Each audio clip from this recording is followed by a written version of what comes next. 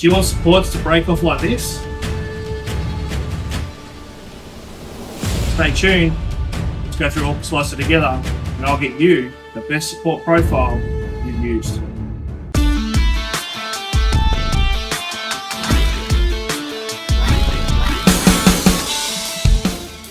All right, welcome back. Here we are in Orca Slicer 2.3, supports Master Orca Slicer. All right, so if you haven't already, smash that subscribe and like button, comment below if you've got anything to add. But we're looking at supports. We want to click on the support tab. Obviously, it doesn't matter what printer you've got, any process, you can save these settings afterwards. Click on enable supports, and as you can see, I've got a slide off a Desert Eagle prop, and I've got a F22 Raptor there, just for examples, just to show you the differences between the supports and how it affects your prints. So if we look on here, I'm going to show you what I use and we can go from there. So if you're going to use tree supports, I would recommend manual tree supports, but for this one I'm just going to show you automatic, just to give you an eye-opening view of what these settings do. And we're going to select organic. Now if you do use adaptive layers, which is up here at the top here, by selecting this, you'll see the adaptive layer up the top and variable layer height. You won't be able to use organic. In that case, you can use hybrid, but keep in mind that will affect the way the tree supports load onto the print. But for this instance, we're using the organic setting. We'll keep the threshold up, we'll increase that for automatic. Most people say you can get away with 35 or less. I tend to go a little bit more supports. Why? Because I don't have any problem removing my supports, and in fact, when I apply my supports, I actually get better bridges. So we're going to sit that at 42. First layer density we'll leave at 90%. I'll put on build plate only for tree supports because we don't want tree supports on our model.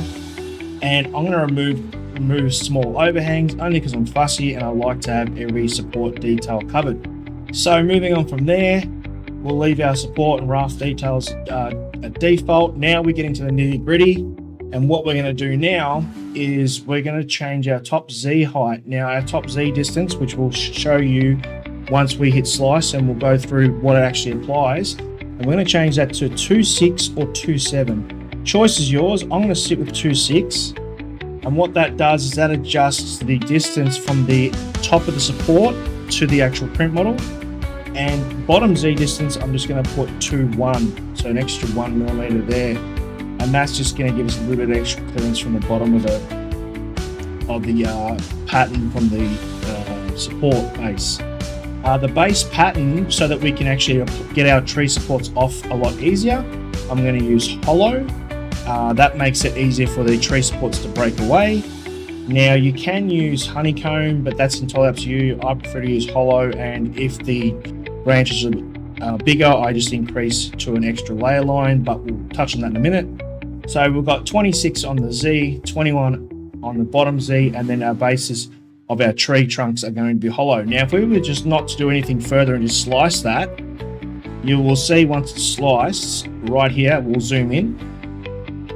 You'll see when we zoom in on the print, you've got it nice and snug, it sits right under there. And if we drop these layers down so we can get a bird's eye view of what's actually happening on our first layers, as we come down, you'll now notice that the top position of our top Z, which is 0.26, that dictates this dark green grid pattern that's over here, or underneath the blue, which you can't see, but you can see it here.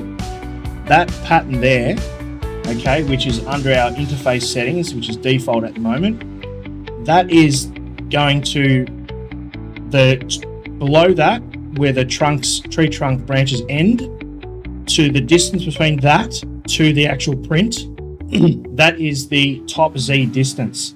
So we've got that set at 0.26 or 0.26 millimeters. Okay, so it's a little bit over 1/4 of a millimeter, and that gives us a nice clearance from my testing to allow us to put in 3 layers of interface layers in between the top tips of the tree trunk branches and the print itself. So now we're going to have 3 interface layers. Once again, our interface layers are going to be these green lines here, as you can see when we zoom in. We have 1, 2, 3, as we've selected here, top interface layers, 3 layers. We've got 3 layers on top, and our end of our tree trunk branches end there, and the top of our model is in the blue, which is going to be the distance between the blue line and the top of our tree trunk in light green is 0.26 millimeters. Okay, so moving on from there, that gives you an understanding what that does. If you didn't already know, I've found 26 to 27 is a good starting point. You can adjust from there. I wouldn't recommend going anything below 25. Otherwise, you end up having the interface layers, which is the dark green layers, becoming too squished in between the top of the tree trunks and the base of the print that you're supporting. So moving on from there, we've got a hollow, which you can see. We come over here, you can see that it's hollow. We'll cut that down a bit further so we can see a bit more. And as you can see, as it builds up, it's building up hollow tree trunks. Now, for instance, if we find that some of our trees are failing or they're not printing adequately, you can do 2 things. You can slow the speed down, or you can scroll down to the bottom and you can increase your branch diameter walls. Now, for me, I'm going to click 0, and you'll notice that when we slice that now, the walls will have single wall trunks and branches.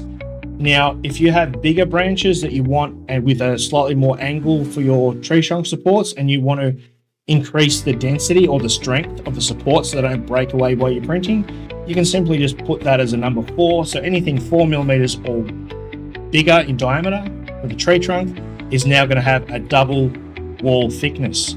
So if we scroll down on our slicer menu, when it gets a little bit larger, you can see on some of these tree trunks that have gotten a bit thicker towards the bottom, they've now got 2 walls.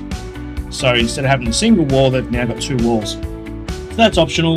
I generally leave mine at 0 because I find that I tend to print my support structure prints a lot slower, and that guarantees me that I get stable supports that don't break away. So moving on from there, we've got our top Z distance 0.26, our bottom Z distance 0.21. We're using a base pattern, we're using hollow, and our top layer interface is 3. Individual choice, you can use 2 bottom interface layers. Now that's only if you've got a print that's going to be on top of the model. In this case, we're using on the build plate only with true support, so we don't have to worry about that. Now the next one we want to touch on is the top interface spacing. Now what does this do? This basically changes the distance from the actual pattern of the grid surface that supports directly under the print. So as we slice back up, we now have this grid reference on top of the trees. You can see there that I'm highlighting with the mouse, so going round and round in circles. Now what that does is the top interface spacing, basically by increasing or decreasing that, if you decrease that, that basically means that your tree trunk branches will connect directly to your print. You don't want that because you'll never get the prints off, or if you do, your supports will be stuck to the print. We definitely don't want that to happen. We want them to break away cleanly and easily. I find for that one, we generally just change that to 0.6 millimeters. And what that does is it gives us a nice gap clearance from the top of the print to that interface grid layer, and we get a nice breakaway between this layer and the outer wall of our print. That's just my personal preference from testing. You can chop and change that, say 0.7 if you see fit. Keep in mind, materials do have an effect on these settings.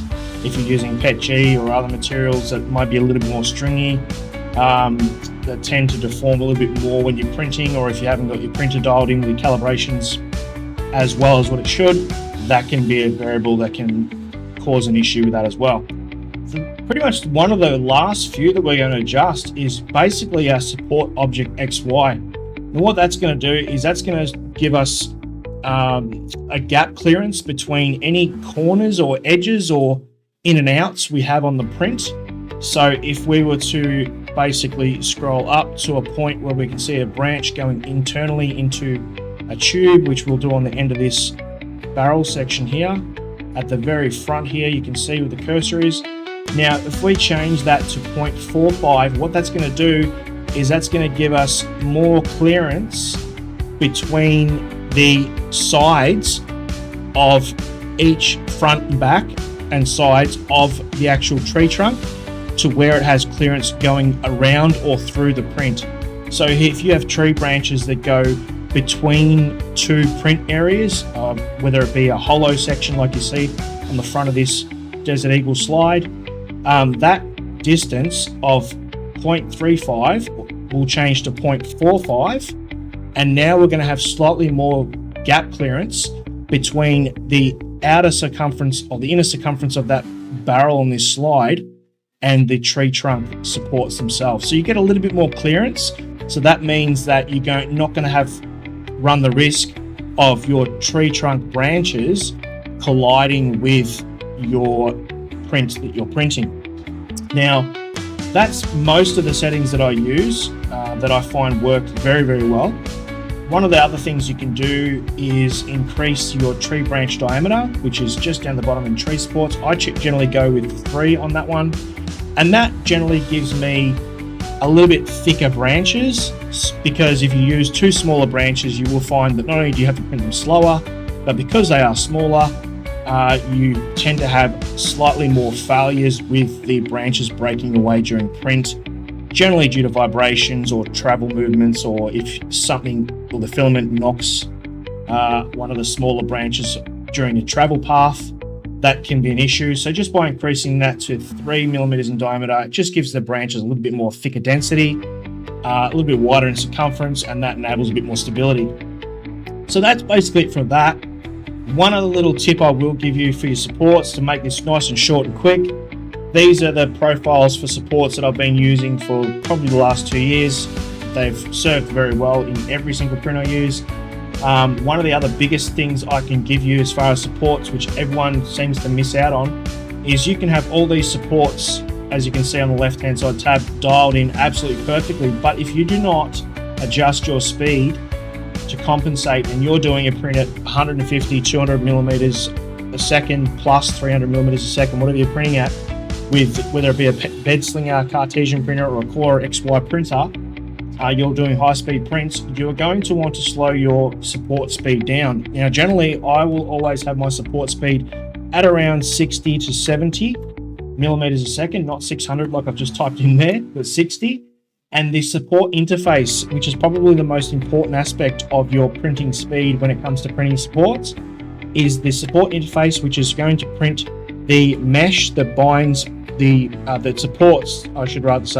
supports the layer between the actual print itself and the tree branches forming your print. So you want to slow that down as much as possible, giving your printer plenty of time to print that rectangle grid reference print layer to support your bridging of your print for your supports as much detail as possible. And to do that, we don't want to go anything higher than around 45 or 55.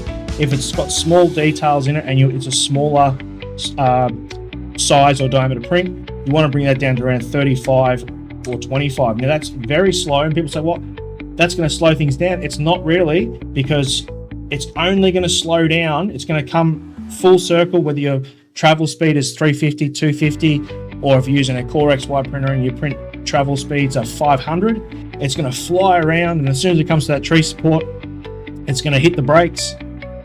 And then it's going to slow down, and at 35 millimeters a second, it's going to just nicely print that grid reference on top of your tree trunk, and then it's going to fly off again and do its thing with its print speed. So it's not really going to slow it down. It may add to a full print, literally, maybe 2 minutes, 3 minutes if you're lucky to a print. So I could generally change that right now and show you the difference. So if we go slice this now, I'll just slice this and we'll look at the time reference. It is 1 hour and 35 minutes for that full print with the supports that I've just given you that works well for me. And if we change that support reference now, change that to 60, and we put in 35 and we slice it, we literally only added about 5 to 10 minutes to that print. So there's not really much there. So if you're talking a 6-7 hour print, you may add 15 minutes. And to me, that's beneficial. I'm more than happy with that, because it means I'm going to get stable supports. I'm going to get very good overhangs or areas where I need supports, the underlying part of support is going to print very well. Basically, you'll be able to break those supports away and it will look like you've not even had a support there. It'll look as nice and as neat as it would on the side where it printed with no supports whatsoever. So once again, we'll just pan out from there. I'll load this aircraft model just so you can get a view on that point. Click slice on that one. Once again, it's on automatic slicing for tree on organic. Once again, it's dependent on how much you automatically change your threshold angle as to how much support you're going to apply. Like I said, I prefer to apply manual tree supports. That's quite easily to do as well. Just by clicking the model, hitting manual supports, coming over here, hit your fill button and highlight the areas that you want to support, like so. Boom, boom, boom, boom, boom. This is just for, examples to show you. And we'll hit the slice button. And once again, it'll generate the slice. And we have tree supports in the areas that I highlight. So as you can see, that worked quite well. So there you go there. So that's that for supports. Try it out. Comment below if it's worked for you. If it's worked for me, it's my go-to support settings for tree supports. Comment below, like, subscribe. Stay tuned for more. I'm going to rehash this Orca Slicer tutorial series. We're going to go back into it and we're going to do more details. I'll come back to it, other supports, and do normal as well. We're going to touch on speed, strength, quality, and improve your print settings with the Orca Slicer. Master it today. Thanks for watching. Like and subscribe. Comment below if you found this helpful. Share or like. Enjoy your day.